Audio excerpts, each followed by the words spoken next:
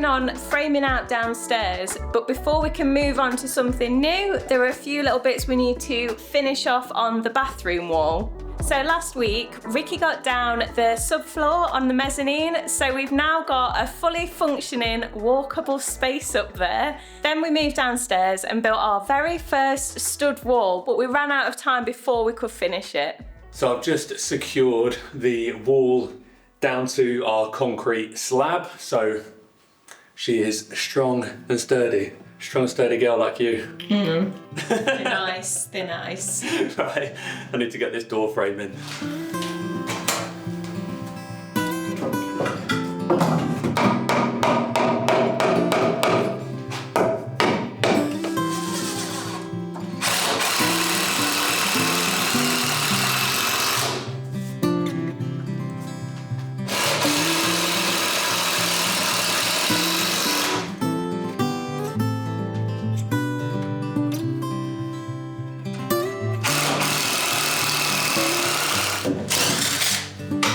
So when this mezzanine was being designed, because we're having it span the entire width of the building, this piece of timber, the main beam, was actually quite a bit taller and chunkier, and that meant a reduction on the ceiling height when you're going to walk into the kitchen, which we didn't want. So by adding in some extra timber at the end of this wall and underneath here, that reduces that span by about 1.5 meters, which meant we could bring this timber size down. We've actually gained about 80 mil on the ceiling height. And it just seemed like a no-brainer to us because the wall's already there. And as you know, every little centimetre on the ceiling height counts on this build. I'm gonna cut some more timber and fix it in place.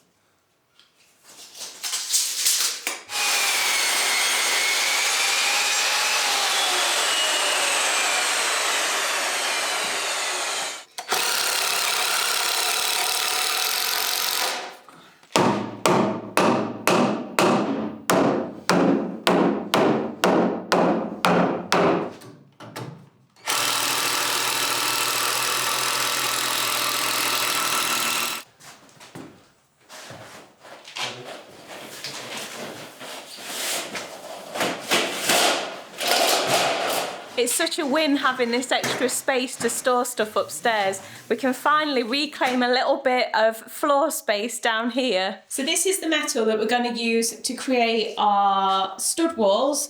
They've got these handy dandy holes right here for your services, pre-drilled, lovely. And these stud walls are going to go right across this back wall, which is our kitchen, into the cupboard, and then carry on into the bathroom as well. You look like you're in a cage. A cage. What are you thinking about in there? I am just thinking about where we should start because the kitchen area is obviously a massive floor to ceiling, it's the full width. So I think probably not the right place. I'm thinking this bathroom one here is like a cheeky little halvesy. Actually, cheeky little 2/3y. Yeah. And it doesn't need fixing up at the top, so we could make at least the outer part of that in the open. Yeah. And then pop it in. Let's start with an easy one.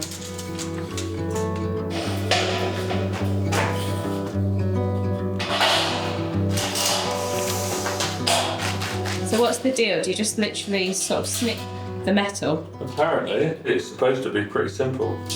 Oh. Easy.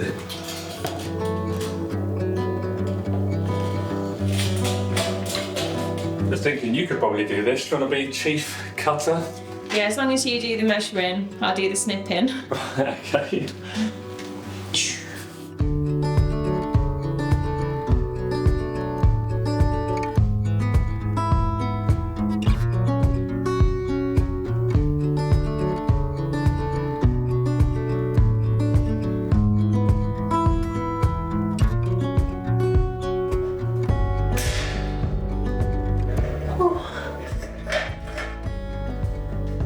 This This week's video is sponsored by Midas Merge, and recently, whenever I've been on a break, I've really been enjoying playing it. Midas Merge is a super fun game set in a fantasy land called the Gardens of Gold, and you basically discover, hatch and care for these super cute creatures.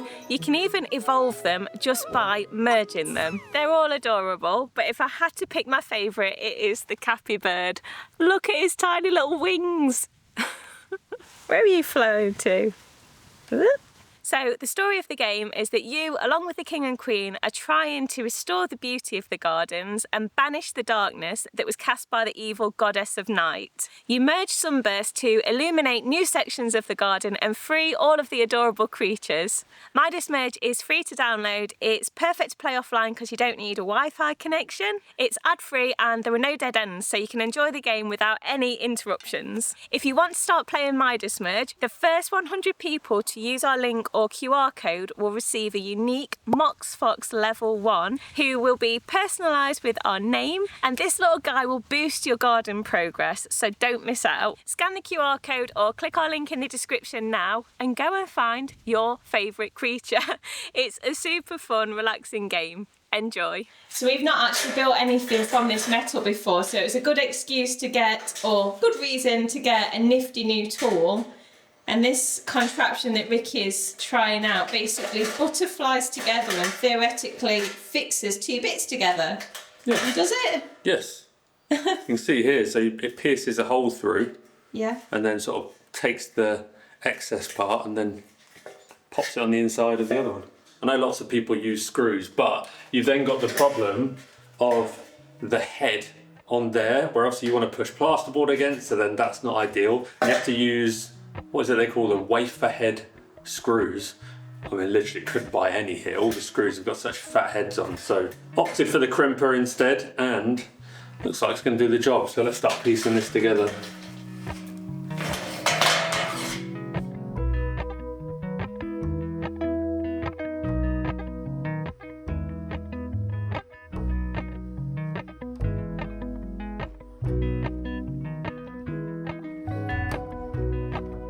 That was easy. Really easy. Yeah. Ooh. It is a bit floppy at the minute, but that won't last too long. That's what she said. Although this crimping holds them together, obviously I've done it both sides of this, so it's quite strong, but it is just to kind of temporarily hold it together. The main strength of this structure is going to come once the plasterboard is all fixed to it.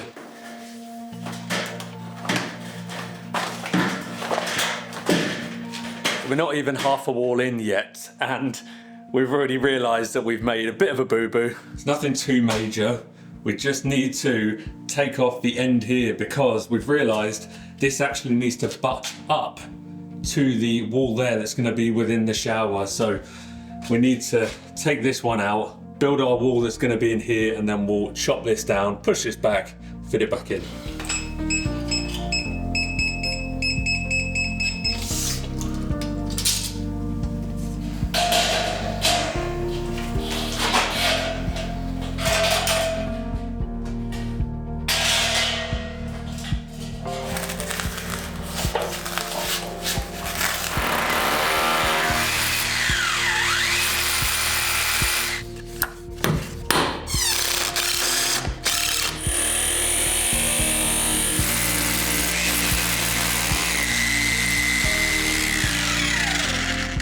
Hocus pocus.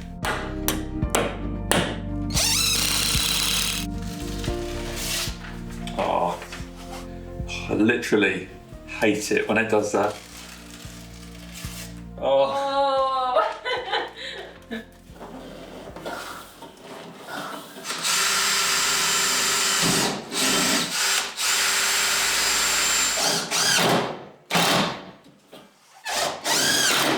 This metal system couldn't be much more simple than it is, but working with the irregularity of the stone walls, as always, is proving to be a bit of a challenge. In the process of getting it all nice and straight, we obviously have lost a little bit of floor space, but it's a relatively small price to pay because we've obviously got a much easier job when it comes to doing the tiling. And it is also one of the reasons that we've decided to opt for like a a half wall, obviously in this back shower, but also next to the shower we're going to have the sink, and we're only going to have a low wall there, so all above it you're going to see the stone, so you get the nice depth of the whole room at that point. Yeah, another benefit of having these walls is that it gives us somewhere to hide our pipe work, basically, so both the water in and also drainage and waste out. So people are always asking us when we were doing the floor about why we haven't buried anything. Well, we've got shallow foundations on this building for one, but also because we had to take out the old floor and we still want to have space to put in insulation and everything else, we couldn't get enough depth basically to bury pipes. So the plan is take it through all the walls and then it can just go out in one location.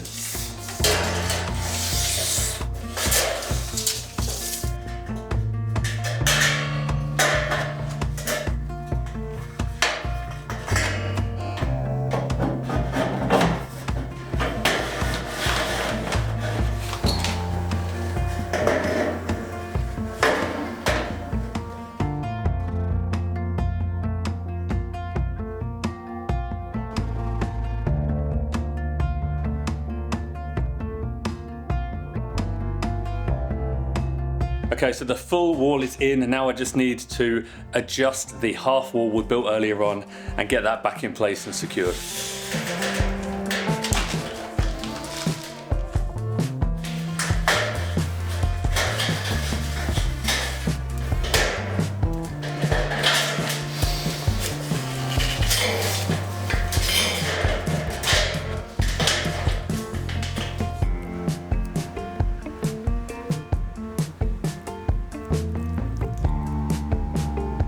We've got so many figs this year, so I'm trying out lots of different recipes. This one's a new one. It's savoury, so I'm pretty sure Ricky's gonna like it.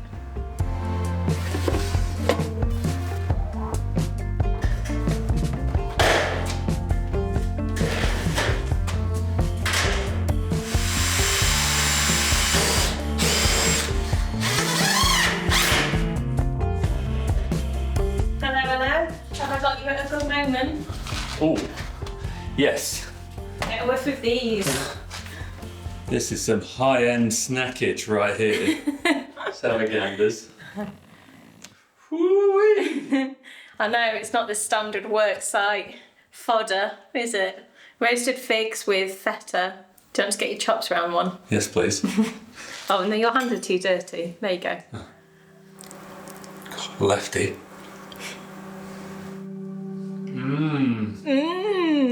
So cheesy.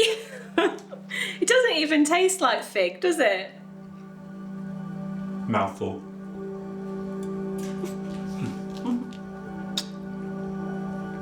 Chef's kiss.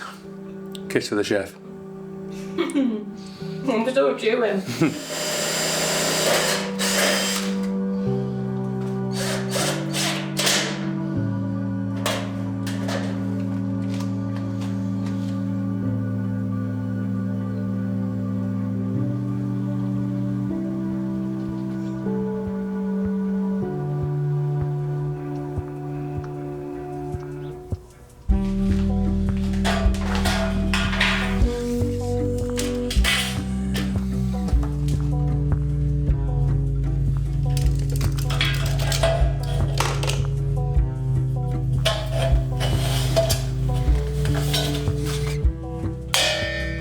This morning I am working on getting the framing done for the big wall that runs along the back of the kitchen. By far the trickiest part of this system, I mean, we'd have the same thing if we were framing it in wood, but it's the laying out of the bottom and the top plates, the tracks, simply because the stone walls are just waving all over the place. So you've got to kind of work out where you can push it to get it as close to the wall as possible, to lose as little room as possible, whilst also still maintaining that it's 90 degrees where you want it to be 90 degrees in relation to other walls. So I've just roughly got this in the right place using my teeny tiny little right angle, but because this is obviously such a huge length and angle, I'm just double checking it all with the 3-4-5 rule. So in theory, if I measure out 3 units along this short side, 4 units along this longer side, going between the two should equal 5 units. So I've measured out 60 along here, 80 along here, and just need to double check, but between these two marks, it should be 100. Oosh! Victoria's going to be down shortly. She's gone for a blood test this morning. When she comes down, we'll triple check that rule. We'll go the full length out to that wall and come across diagonal from there. It's just too much for me to try and do accurately by myself, but I'm confident that it's square, so I'm going to crack on, get this bottom plate down, get the top plate secured, and then we can plough on through the studs.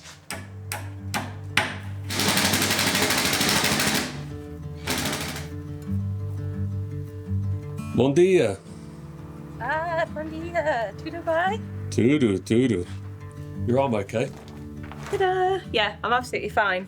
I had to have 3 needles though, so it's a good job she was gentle. So yeah, can still move it, still got my strength. Okay, well it's good timing because I need a hand.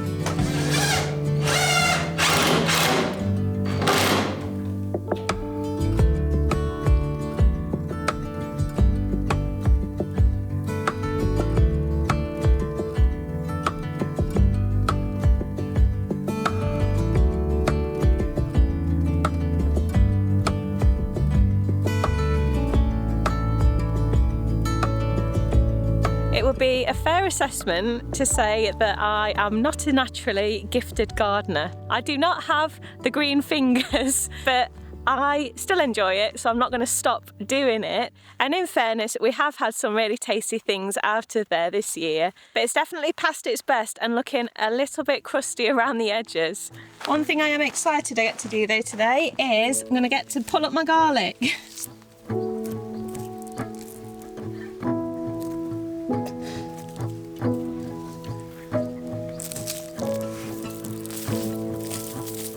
I think I've got another failure to put into my repertoire. Look at that little dude. It's all about the top, nothing going on underneath. It does smell a bit garlicky, although it could also smell a bit like spring onion. Maybe I was just sold the wrong thing. Just pass the blame. Now I've made more space in there, I'm going to plant some autumn seeds. Believe it or not, autumn is round the corner. Do you hear that, son?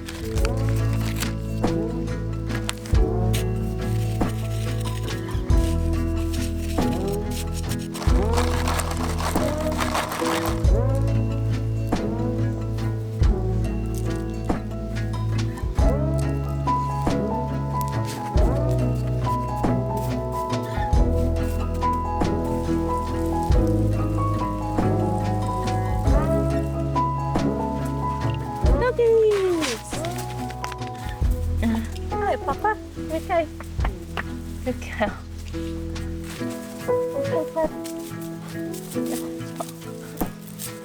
Ah!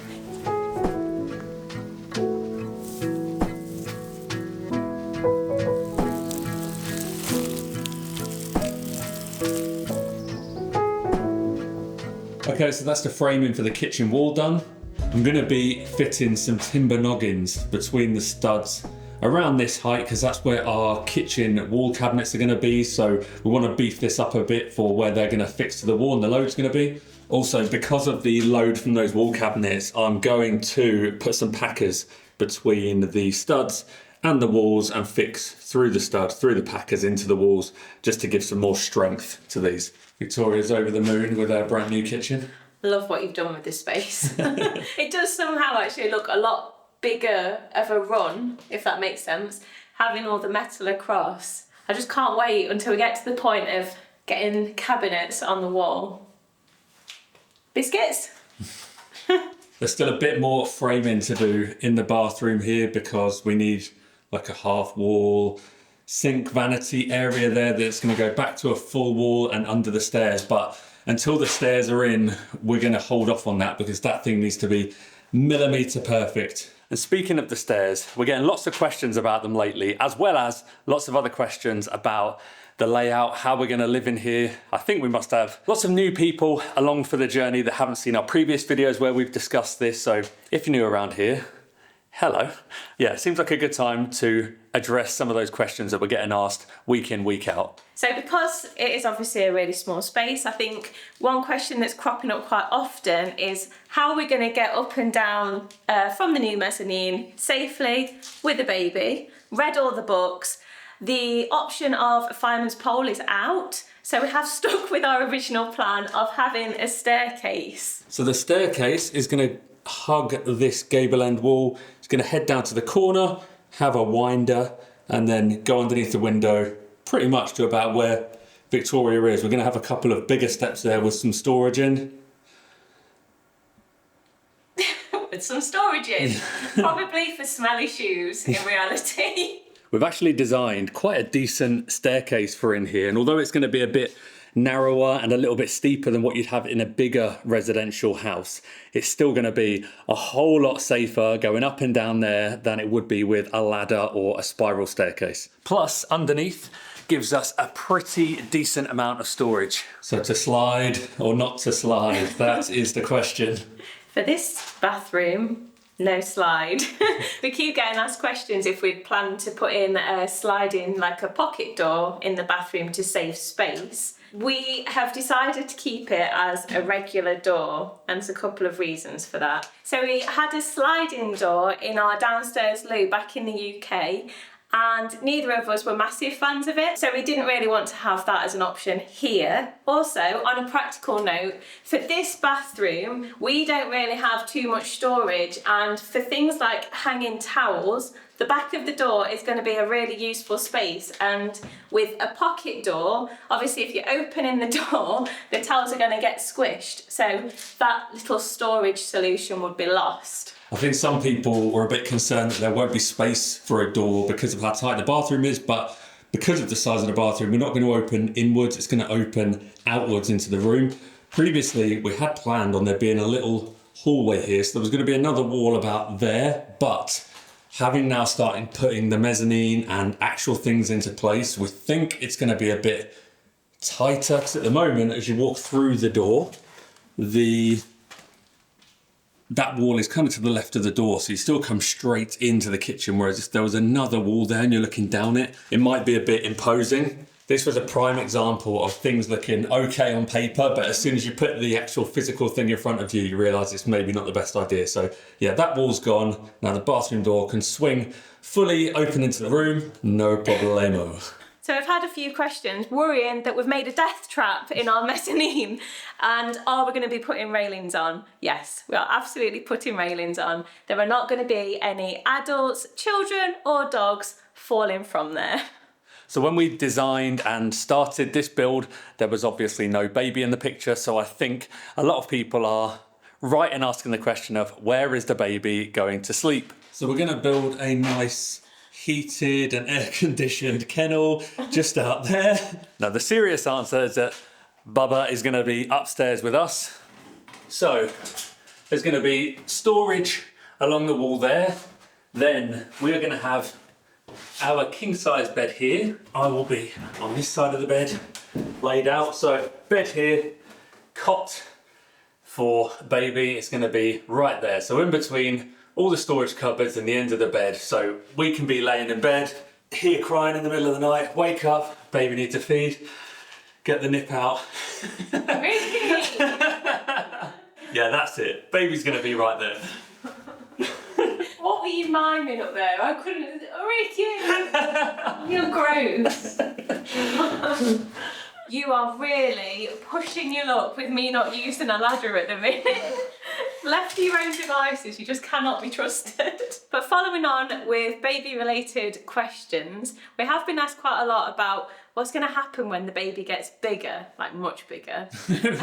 How wide is this baby getting? Well, I was thinking of it lying down, so about this big. Obviously, the baby can stay in the cot for quite a while, and this is only going to be a medium-term solution for where we'll live. For those of you who don't know, we've actually got 2 houses on this property. This one and then a bigger one, which is where we stay now, but that also needs to be renovated. So the plan is finish this one and move in here whilst we renovate the bigger one. Yeah, the long-term purpose of this tiny house is to be a guest house for our friends and family. So once the renovation on the main house is done, we'll move back into there, and then this will just be like an occasional use space for us, or a place where friends and family can stay when they come and visit Portugal. I think if this would have just been a guest house, we probably would have made the design a lot simpler, wouldn't we?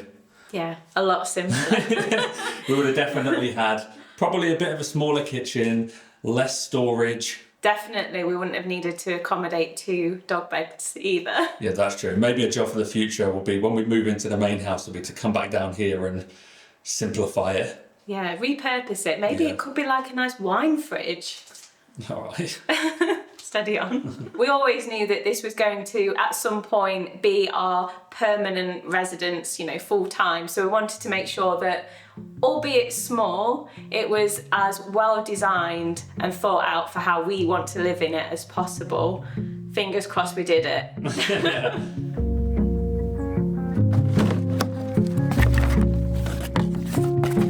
I've just been sorting out the storage room up at the main house because it's an absolute mess. And I found this. So we bought this nearly 3 months ago to go outside the door. So when we want to get in at night time, we've got an outdoor light. We can see what we're doing with the key. Just haven't got around to fitting it. And when I stumbled across it, the receipt was in the box. I've got 2 days to return this. So I'm going to get this fitted now. And then if there's any problems, I've still got time to get it replaced. But what do you reckon? We both really like it. I'm hoping it's going to look good in situ.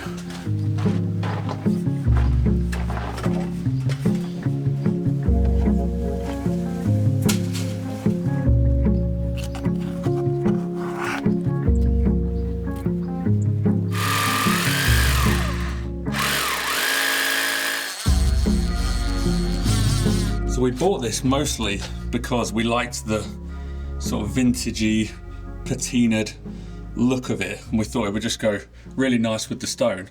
But a happy mistake is that it goes perfectly with the colour of the doors and the windows. It's almost like we're meant to do it.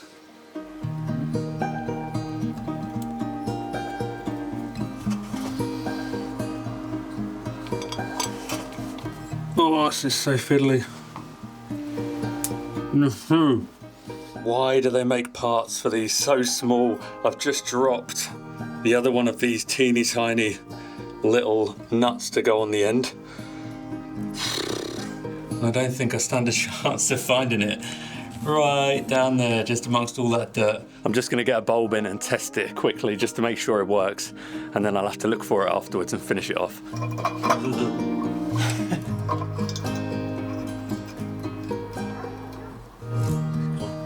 Oh. Are you kidding me? Okay, that's not going to work, is it?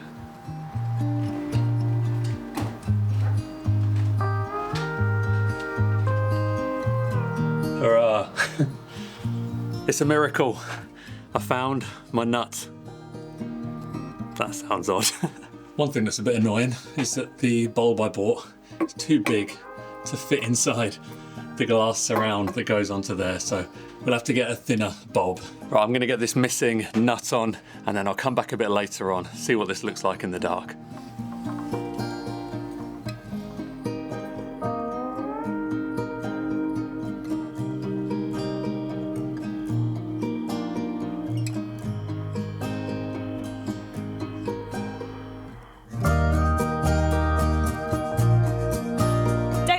Download My Dismerge for free. Click our link in the description.